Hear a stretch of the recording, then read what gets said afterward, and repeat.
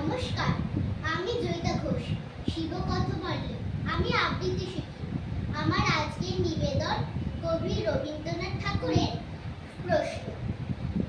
মা গো, আমায় ছুটি দিতে বল, সকাল থেকে পড়েছি যে মেলা।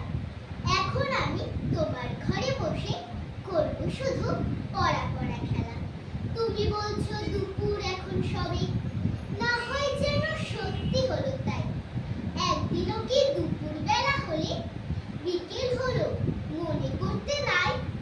আমি তো বেশ ভাবতে পারি মনে, সূর্যি ডুবে গেছে মাঠের শেষে।